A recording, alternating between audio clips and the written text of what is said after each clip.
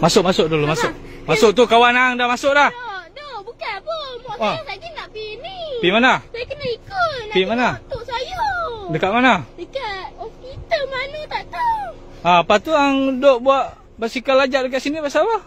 Alah, abang tu bukan mesti lajuk. Ni basikal lajak. Brek tak ada apa semua. Lepas tu basikal apa? Pergi masuk. Ni kawan hang masuk dah. Ni. Hei. Hei. Abang minta maaf. Hei, mai. Abang. Mai. Abang. Mai, masuk. Tak, saya tak boleh. Abang, jangan abang. Jangan. Ha? Jangan abang. Pergi masuk. Please, abang, jangan. Ha?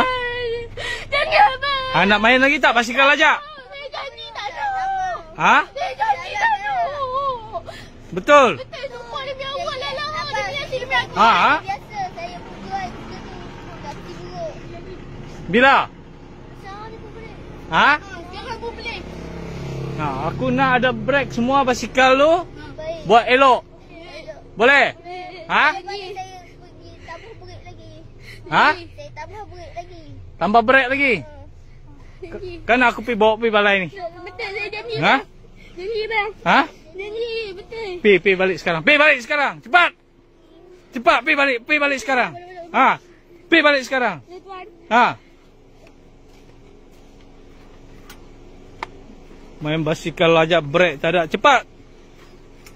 Terima kasih bang. Terima kasih ya.